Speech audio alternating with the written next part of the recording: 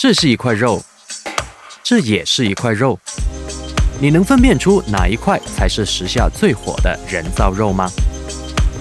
其实最重要的并不是要去打动那些素食主义者，我是希望能够打动的是那些肉食爱好者。这个地球快要到90-100亿人口，我们的粮食链呢是肯定会断的，人造肉才是一个最好的选择。我个人认为呢，就是植物蛋白产业呢是正当时，绝对是一种趋势，而不是一时兴起。人造肉不可能成为主流，这是一个经不起推敲的伪命题。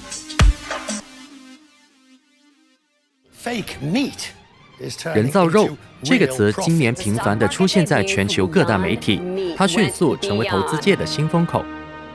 它到底是怎样做出来的？和真肉相比，味道如何？未来的人类真的只能吃得起一块假肉吗？要了解人造肉，首先要知道它的分类有2种，一种是利用动物细胞在实验室培养出来的细胞培养肉，但目前仍处于研发阶段，离大众还很远。而今天我们主要讨论的是由植物蛋白制作而成的植物肉，它到底跟素鸡或者零食香菇肥牛有什么区别呢？带着这些疑问，我在北京找到了资深的植物肉领域专家张波博士。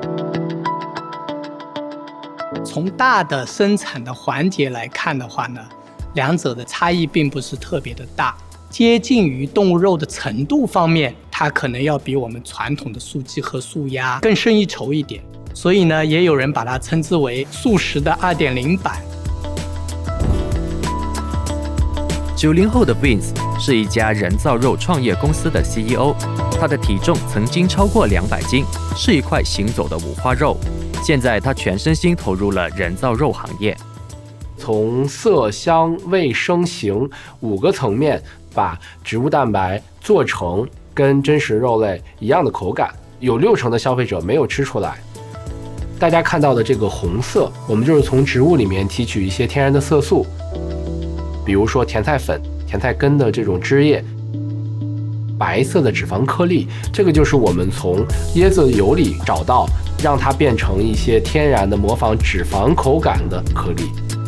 每天可以生产3到5吨左右的这个人造肉的产品。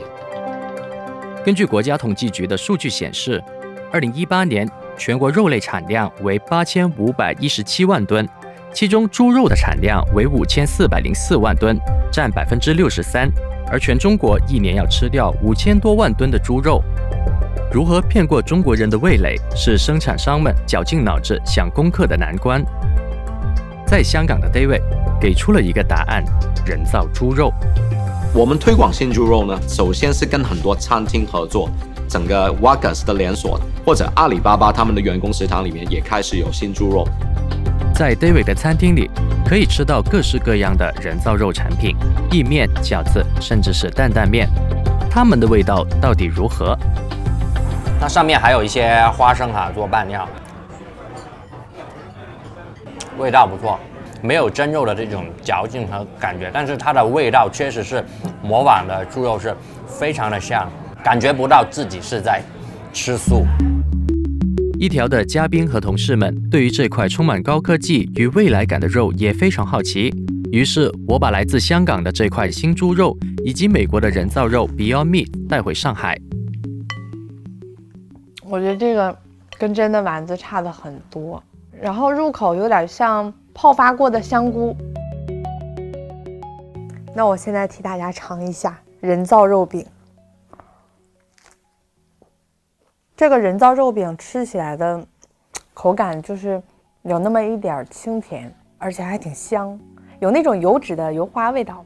跟正常的真肉比，我觉得入口的口感能达到80%的样子。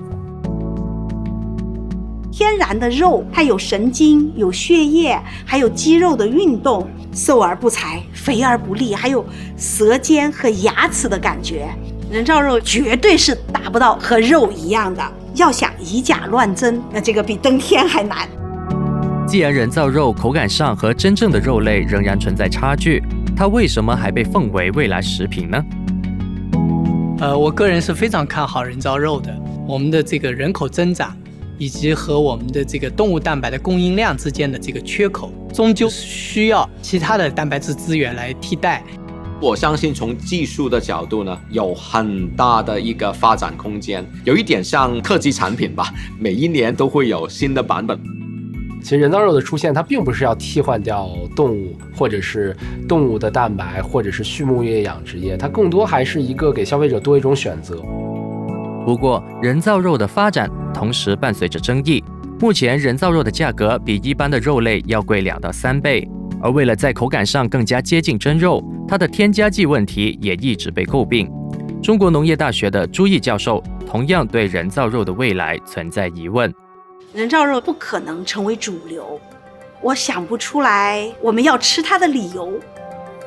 人造肉应该说我们是他们的鼻祖啊，是他们的老祖宗啊。我在美国吃他们的那个汉堡的时候，我就想，得把这一伙人啊拉到我们中国的那个素餐馆来哈，让他们见识一下什么是色香味俱全的人造肉。